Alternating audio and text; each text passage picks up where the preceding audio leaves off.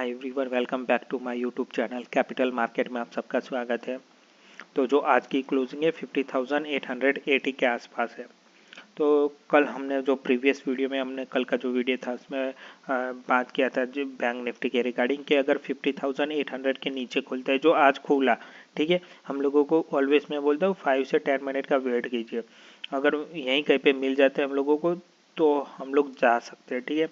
तो वैसे ही सिनारियो हुआ, यहाँ पे हम लोगों को आराम से एक पुट साइड के पोजीशन मिल गई थी। यहाँ पे भी हमारे फेवर में जा रहा था मार्केट, फिर एक कंसोलिडेट फेज में चला गया है।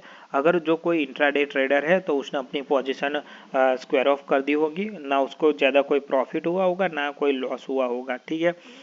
तो यहाँ पे हम लोग सोच रहे थे कि शायद आराम अगर ये ब्रेक होता है तो यहाँ पे रिट्रेस वापस से करके 50,400 तक जा सकता है। इसके बाद 50,100 के भी टारगेट मिल सकते थे इस केस में।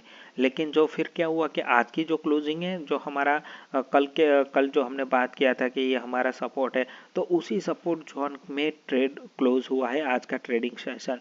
तो अगर मैं कल की बात करूँ तो मैं वापस से फिर से मेरा प्लान यही होना चाहिए कि 58,000 के नीचे जाता है तो मुझे डाउन साइड ही प्ले करनी है, ठीक है। उस केस में हमारा स्टॉप लॉस रहने वाला है 51,000, ठीक है। 51,000 अपना स्टॉप लॉस होना चाहिए। फर्स्ट टारगेट 50,400, सेकंड 50,100 जो हम लोगों ने प्रीवियस टॉक किया था उसके हिसाब से हम लोगों का प्लान रहने वाला था, ठीक है। अगर बाई करना है तो हम लोगों ने यही बोला था कि अगर इसके नीचे खुलता है तो आप लोग बाई के लिए अवॉइड ही करना है।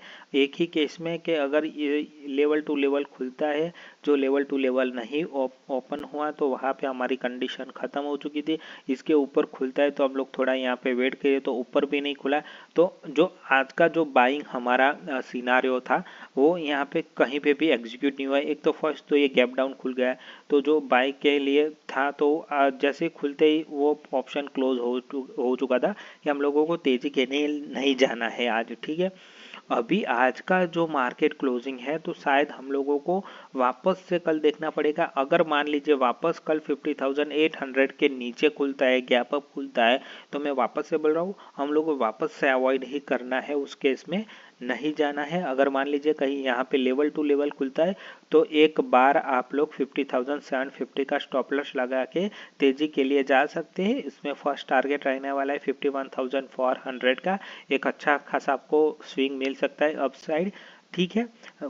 एक ही कंडीशन है, अगर लेवल टू लेवल खुलता है तो आपका स्टॉप लॉस होना है 50,750 और फर्स्ट टारगेट रहने वाला है 51,400। एक अच्छा स्विंग मिल सकता है उस केस में।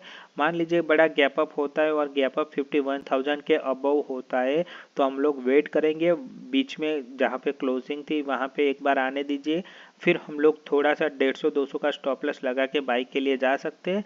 अगर यहाँ से वापस ऊपर निकलता है 51,000 पे, अगर मारू बोजू कैंडल जैसा दिखता है 15 मिनट में मारू बोजू जैसी दिखती है तो ठीक है, एक बार आप चांस ले सकते हैं क्योंकि वो स्ट्रॉन्ग कैंडल है। लेकिन फिर भी मैं यही बोलूँगा कि जिसके पास जैसे हम मेरे पास कम कैपिटल है, मैं मल्टीपल एंट्री नहीं कर सकता हूँ, तो मैं पक्का वेट करूँगा क्योंकि इसमें क्या है कि मेरा स्टॉप लॉस मुझे छोटा चाहिए और टारगेट बड़ा चाहिए, ताकि अगर मान लीजिए कि मेरा 3-4 बार स्टॉप लॉस हिट हो जाए तो भी कोई बात नहीं, बाकी के जिस दिन मेरे साइड होगा उस दिन मैं 1000 पॉइंट लेकर इस मार्केट में जाने वाला हूँ। तो ठीक है, 200 में 3 बार 600 पॉइंट चले जाएंगे, लेकिन जिस दिन मेरे फेवर में होगा मुझे 1000 पॉइंट मिलेगा, उस केस में नेट टू नेट मैं 400 पॉइंट आराम से लेकर मार्केट से निकल सकता हूँ, याद रखिए।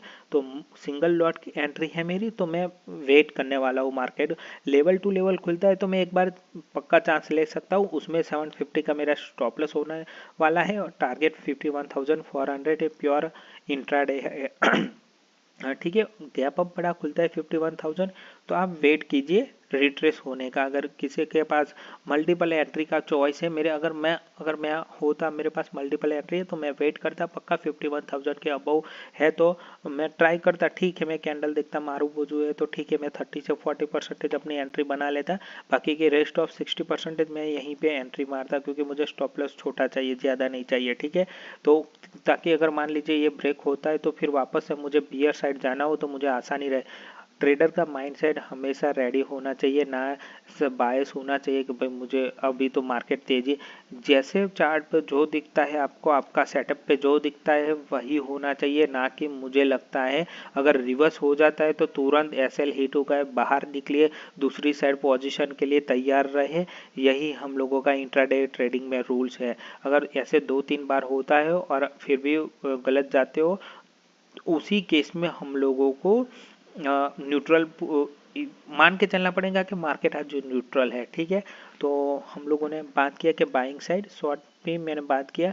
अगर मान लीजिए कि मैं फिर से वापस बोल रहा हूँ कि जब तक हम लोगों को 52,000 वापस से नहीं मिलता, हम लोग एक बार वेट करेंगे 52,200 के आसपास, ताकि 52,400 हम स्टॉप लॉस लगा कर रख सकते हो, और वही हमारी पोजीशन कैरी फॉरवर्ड होगी मंथली बेस पे। तो हम लोगों को यहाँ पे अच्छा खासा रिस्क रिवॉर्ड मिलेगा। अगर नहीं मिला तो कोई बात नहीं, 200-250 पॉइंट हम रख सकते हैं, उस केस में कोई दिक्कत नहीं है, ठीक है।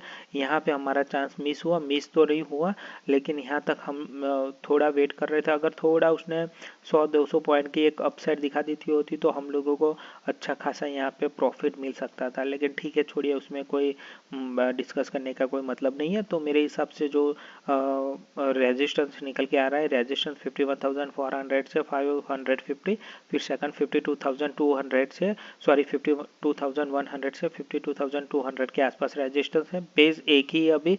अगर 50,800 ब्रेक होता है तो हम लोगों को आने वाले नेक्स्ट ट्रेडिंग सेशन में 50,100 या 50,000 के आसपास मार्केट को वापस से हम लोग देख सकते हैं। यहाँ से 800 पॉइंट की गिरावट इंट्राडे में देखने को मिल सकती है आने वाले समय में, ठीक है। तो मेरे हिसाब से आप सबको क्लियर हो गया है कि हम लोगों ने क्या बात किया कि सपोर्ट रेजिस्टेंस कहाँ पे है, हम लोग क्या प्लान कर सकते हैं कल के लिए, ठीक है। प्लीज़ वीडियो को लाइक कीजिए और चैनल को सब्सक्राइब कीजिए और अपने दोस्तों के साथ शेयर कीजिए। Thank you for watching.